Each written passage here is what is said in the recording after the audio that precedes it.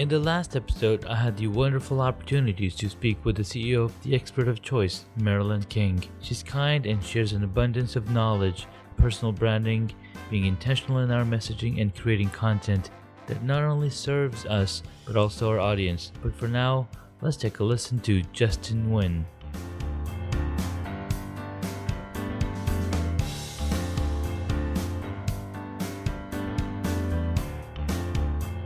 We have Justin here from GetChoGrindUp.com. He's just one awesome individual. Been following his story on LinkedIn, and he's done some really awesome work. So Justin, tell us a little bit about yourself. Yeah, so like you said, I am the CEO of GetChoGrindUp and a co-host of the Young and Dumb podcast. And basically just my story in a nutshell is I was a college student who didn't really know what I was doing in life. So what I set out to do is with my friend, we wanted to talk to some of the best minds, the best young minds in the world and kind of figure out our life from there. So that's what we're doing right now. And we're trying to help out the youth with everyone else who is struggling to really find out who they are and what's their story. That's really amazing. I've got to hear some of your episodes earlier this year, and you had reached out to me, and when we connected, and you're like, what's your story? And we had a really good chat a few months ago, and I was like, I got to bring you onto the podcast and talk a little bit about a little bit and a lot of it about everything that you're up to, right? So, what's one of the hobbies that you wish you had?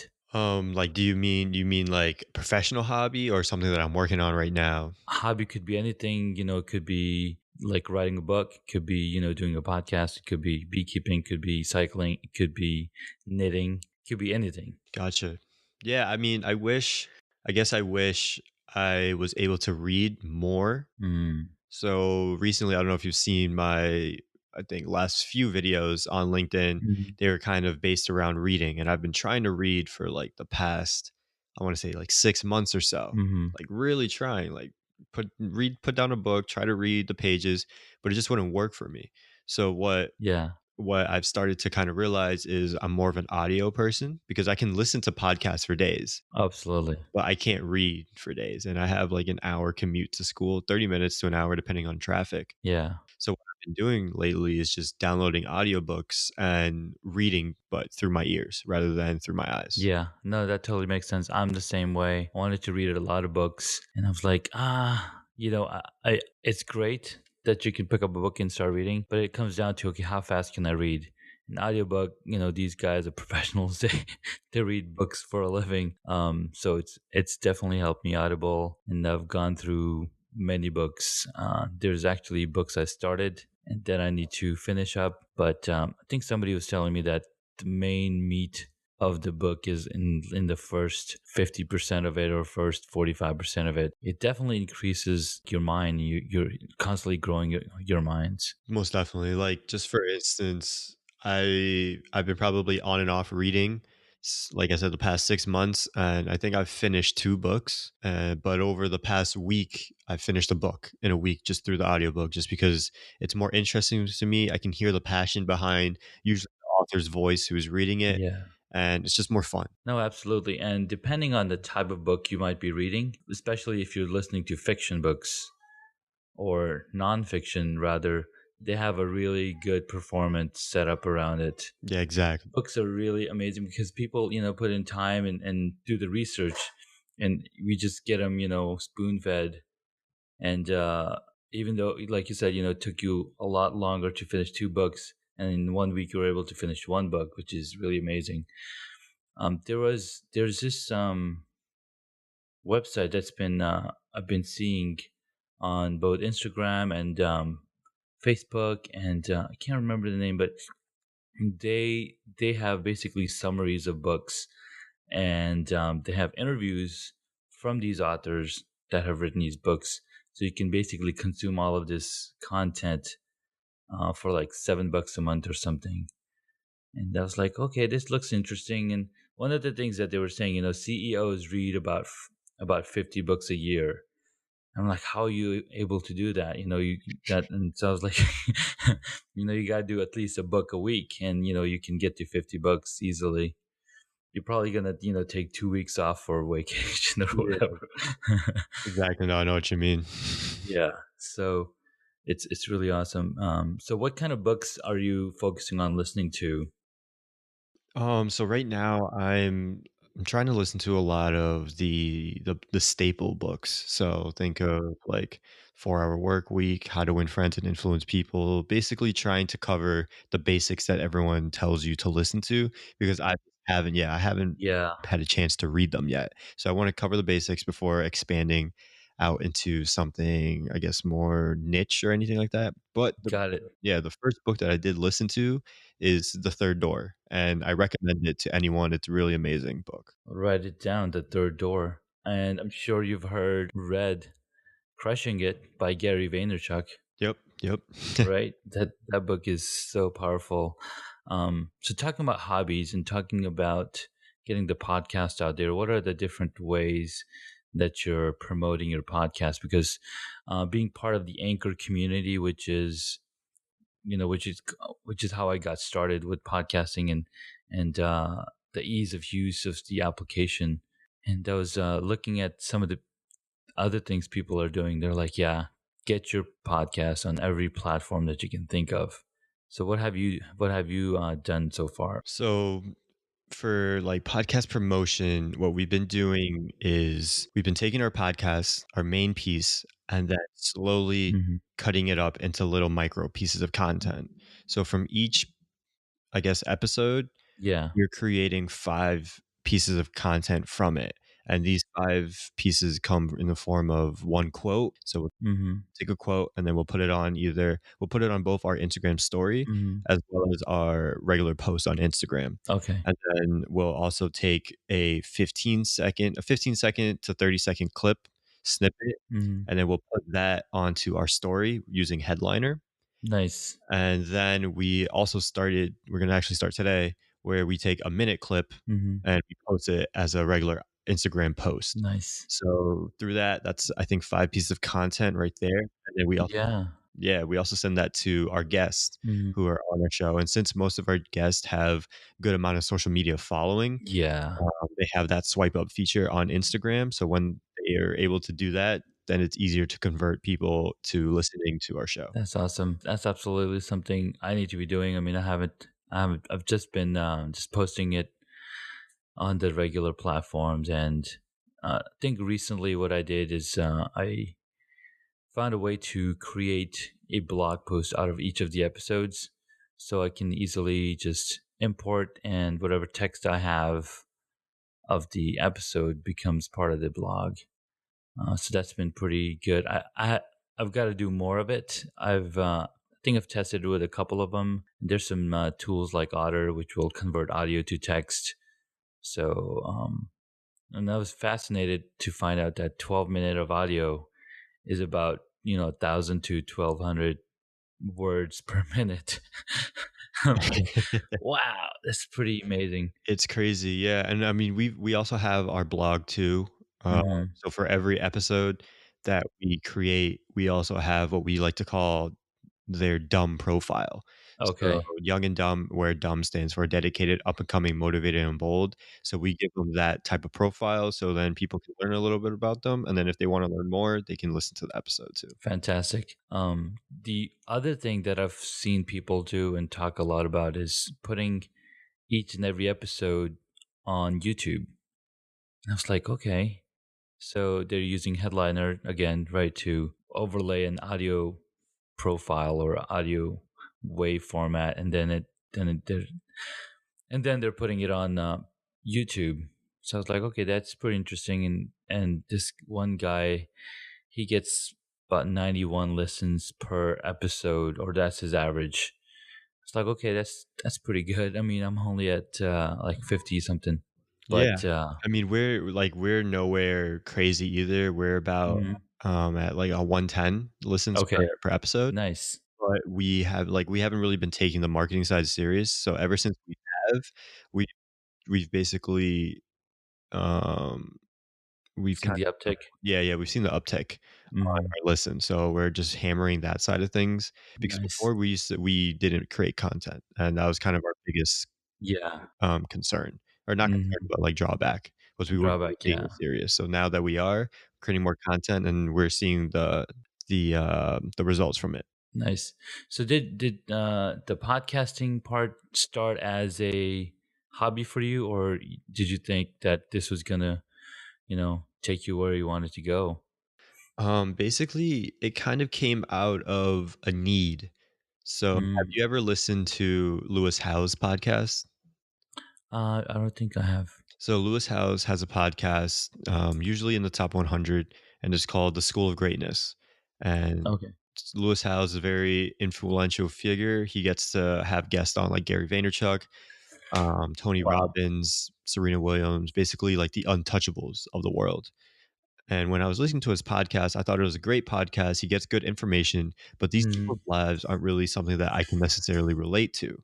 Yeah. So, what I wanted to do is find someone who was like me, someone who was in college or around my age who didn't really know what they wanted to do. And then they found Yeah. something that they really liked, went 100% into it, and then found Nice. success from it. So, I got onto a Snapchat phone call out of all things with my friend Gary, who Yeah. was in England at the time studying abroad. Mm. And we are like, dude, let's start a podcast. And he's like, well, I know zero about starting a podcast, but let's do it. So that's basically the origin story of Young and Dumb. We sat down, figured out a name for it, and in Yeah. about 2 or 3 months, we got it all laid out, and then we started the podcast. That's really awesome. It always takes one other person to get it going, right? Um, you can do it alone. It's not easy to do it alone, but when you have another person, and essentially now you've got a team going on, right? So it gets a lot easier. I tried to start a podcast with two of my cousins about 7 years ago, basically in 2012, and 6 years ago. And I was like, let's do this. We already had a group chat set up. I mean, we still do, right, on Hangouts. And we basically talk tech and life in general. And now that we're all parents and kids, we talk a lot about parenting and those things. So it's really interesting. So we are like, let's do a podcast. But since we were in different time zones, and when you're settled and you have kids and whatnot, it's hard to move. But we managed to get some episodes out, and then everything changed, and I had to move. So it's like, all right, I'm gonna. So this year, I was like, okay, this is it. I've got to do something different. I can't be sitting on my laurels and having all this knowledge and not sharing it with the world. And then Gary Vaynerchuk, Gary V's book, Crush It and Crushing It, just totally helped me propel and get to take massive action essentially. The other thing that I noticed, sorry, was the more I posted, the more views I would get. Like the more frequency of posting got me more views or got me more traction. So I was like, that's interesting. Yeah, definitely. Like, so if you think about it, right? If 50 people, well, let's just say if, yeah, 50 people are subscribed to you and you Yeah. post one time a week, Mm-hmm. you will probably at least get 50 views a week. Yeah. But let's say those same 50 people are still subscribed to you, but you post Mm-hmm. 2 times a week. Then you're gonna Mm-hmm. have at least 100 views a week. So That's if you true. just look at it like that, then you Yeah. can realize that, oh, the more that I post, the more Mm-hmm. views I will technically see. But then you have to find the balance of how much relevant information are you posting? Are you actually Exactly. like are you keeping them interested into it, or are you just putting Mm-hmm. out content for content purposes? And Right. Right. that's the balance that a lot of people have to find. Because some people that I know, they're Mm-hmm. like, "Oh, yeah, I post every single day," and I'm like, "Okay, that's good," and I take a look at Yeah. the content, and it's kind of like 3 days out of the 5 days are the same piece Mm-hmm. of content, just reworded in a different way, and that's never gonna be helpful to your audience. It's not. That's very true, and I struggled with that. And I was like, okay, because when I first started, it was all about beekeeping, and I'm talking about beekeeping, and I'm talking about, okay, I'm waiting for the bees. That's all I can talk about, bees, right? I can't say, okay, the bees are here. So when the bees are here, then they're like, all right, the bees are here, and we set up the hives and set up all this stuff, and then so it's more like a weekly thing because you're reporting. But then what I said, okay, you know what? I can educate people about beekeeping, so I dug up some of the information that I learned, and I was like, all right, I'm gonna talk about this stuff and go deep into each of those areas of beekeeping knowledge. And so that helped me get through the week, having at least three episodes a week.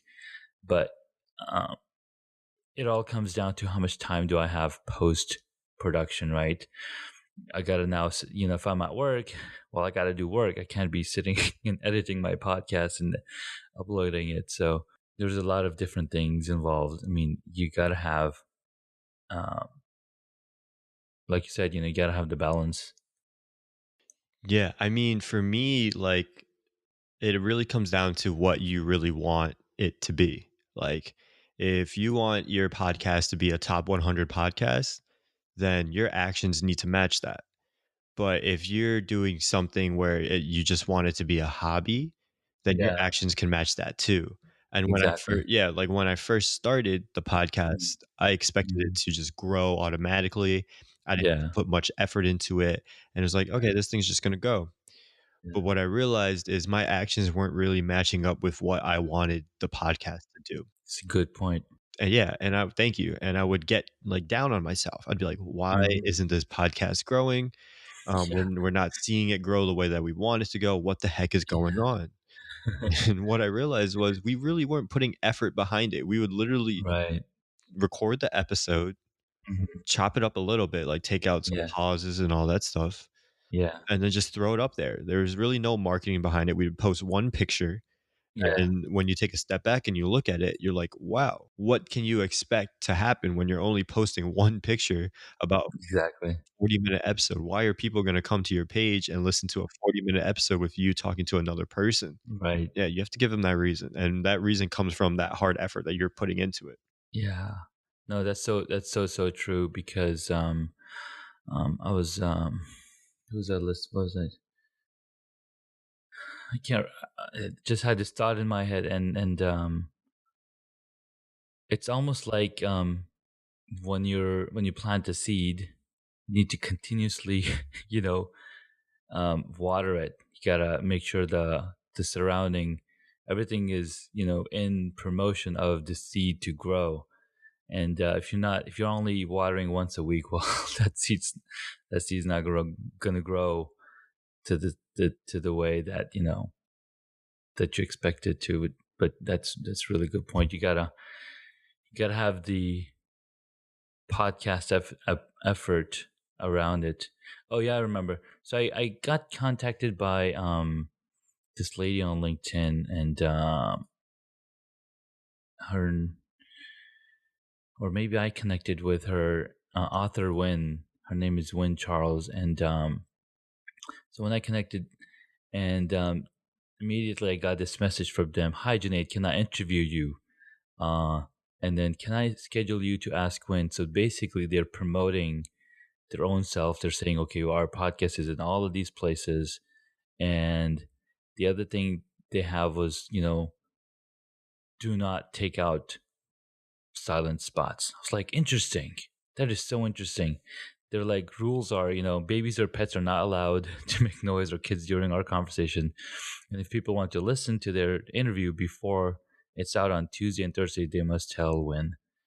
And the thing was like, also, it's the worst on our editor to take out silences. So don't do monkey business. I was like, that's very, very interesting because I'm taking out silences for my talks, especially when I'm talking about a subject all the time. But when it's in a conversation fashion, then yeah, it makes sense. You wouldn't want to take out those silences because um, when we're talking, we have silences and we have ums and ahs as a natural progression of conversation. Yeah, most definitely. Like for me, we don't even edit out the ums and the ahs and the so's. We don't do that. The only thing that we Mhm. really edit out is You and this usually Mhm. happens in one spot when we ask our deep thinking questions, Yeah. and they get a little stumped, Yeah. and sometimes they're stumped for, like, a minute or so. Mhm. So we'll edit that pause Yeah. from, Yeah. let's say, 45 seconds down to 10 seconds or something like that. So you still feel the effect of the Yeah. pause, Yeah. but at the same Yeah. time, like, I don't think Absolutely. anyone wants to wait a minute. Yes, yeah, Wait that long. That's right. No, that's true. That's true. I've done that too. No, that's absolutely right. I think that's okay to do because then the audience will be like, "Wait, did this did this thing stop, or do I need to press play, exactly. skip forward? What's going on?" Yeah. But at the same That's right. time, there's Yeah. like, there I think it depends on the type of show that you run Yeah. as well. So my Absolutely. show is very raw, like, we want the real story. We're an interview type of show. So there's no Yeah. real point to edit because then you can be changing the narrative if you edit too much. Exactly. But for Exactly. That's true. shows yeah, for shows like, um have you ever heard of Business Wars? Probably. So Business Wars is an amazing show. I think it's Mhm. very well done. Basically, what they do is they take big time, big corporate rivalries, and then they talk through the whole rivalry. So just for instance, Nike versus Adidas or Yeah. Sony versus Xbox, et cetera, and Mhm. their show is highly edited. Like, they have Wow. music behind it, there's no Mm. ums, there's no buts, none of that. It seems like an actual television show that's just playing through your ears. So those Wow. yeah, those types of shows, there's a reason that there's editing to it. But Oh shows like yeah. yours and Absolutely. mine, I think Yeah. it helps to be a little bit more raw. Obviously, you can Yeah. edit, but Yeah. I think the rawness adds to the interview environment. It, no, that's so true. And I've listened to those, those types of shows where they're it's highly edited. You've got music, you've got all of this entertainment value around it, and it sounds really awesome. And then I wonder, well, they must be getting a lot of listens because it's so engaging. Yeah, I mean, the editing side can really help your podcast if you know how to do it right, but I think it Exactly. hurts more if you do it wrong than if you do it right. Because just for instance, like our podcast, if we Hmm. start trying to add like little zingers or little sound bites here and there, I think it Yeah, defeats the purpose of what we're trying to do because that's true. our narrative is to provide the real in-depth journey of someone who's in their grind right now. And I don't think Yeah. that narrative gets played out if we're editing out all the pauses or if we're portraying everyone Hmm. as this perfect person because we all know that everyone is not perfect. Everyone says, for the most part, everyone Oh yeah. says, everyone says so, everyone Mhm. messes up, everyone stumbles every once in a while. That's Oh just yeah. human nature. It is. It's absolutely true. And so most of the times when I do edit, it's when I'm passing out information right on a specific topic, like talking about building a beehive or talking about the different species of bees. So in those type of episodes, I'll take out the ums and ahs because they're in the train of thought and they're listening to or trying to capture. But yeah, that's absolutely true. We've got to keep the rawness of the conversation because um, it really adds the dramatic effect. Um, one episode of one podcast that I heard, and that they were actually featured by Anchor was they did it. They did their recording in a park. They went to Central Park. They had the two microphones set up, and you could hear the ambiance. And in the beginning, they were just talking about some guy sitting on a bench. I'm like, this is pretty interesting. You feel where you are. There's another podcast. Can't remember his name, but he basically talked about getting this prank call, or not a prank call, but this scam call of from this Indian company, and he recorded the conversation, and then they visited India, and so you could hear all getting in the plane taking off, and then they're in the rickshaw, and then you driving through town. and whatever environment they were in, you could hear it through the sound. It's like that give a really good effect, and that thing was like 2 hours long, right? And I listened to the whole thing because it's so engaging and entertaining. So yeah, it definitely comes down to what type of show are we trying to put on. Yeah, most definitely. Like another podcast that's just like what you described is, I think it's Hmm. called hashtag Millennial. And Okay. basically, it was this girl who literally documented her whole journey of being in college, like from the Wow. instant of crying because she didn't get into internships, into Oh man. like walking across stage. Like she literally recorded what she did walking across stage, everything like that. Wow. So she literally documented her whole journey, like in a vlog style, but just stripped the Yeah. audio from it. And like it's conversations with her and her mom and everything like Mhm. that. So that's what I mean. It depends on the type of narrative Yeah. that you're trying to set. Nice. That's awesome. I mean, I'm still trying to figure out what hacks and hobbies is. I mean, I like talking about hobbies because I have hundreds of them, and and every year I'll pick on one hobby and I'm going all at it. Last year was all cycling. This year is beekeeping, and next year it's going to be beekeeping because I'm going to be harvesting that honey. And there's always new things popping up, and the one focus I have right now is all about video and creating video, and looking to teach people on how to use their smartphones properly for video production. And you've probably seen my videos. I've been a little slow No worries. because right, it all comes down to, okay, how much time do I have? I've got to take care of the kids. I got there's there's no infinite time available. It's so hard. Yeah, no, definitely. It's tough. Even for myself, I've missed, I Hmm. think, 1 or 2, I think I've missed 1 day for the, Hmm. 30 days of videos. Yeah. But what it really comes down to is accountability. Like, it Yes. you we all I think we all know that it does take time to create a one-minute video, but it doesn't Hmm. take that much time. Like, we can Yeah. find the time if we really want to find it, Oh but yeah, we just absolutely. have to be self-aware and say, "Okay, we didn't find time to do it today. How can we Yeah. fix that for tomorrow so that we do Exactly. find time?" So you have to use it as a lesson rather than just learning or looking at it as a failure. Good point. That is. Thank you very much. Because I was like, today I'm gonna sit down. I'm gonna record 10 videos. I'm gonna edit them and I'm gonna back post them. Yeah. But I know, I know it's not gonna happen. But at least I can maybe get 5 videos out. But that's a really good point. Thank you for that, Justin. Well, it was really awesome talking to you. Where and we, where can people get to your information? I think I mentioned earlier is getyourgrindup.com, but is there any other place?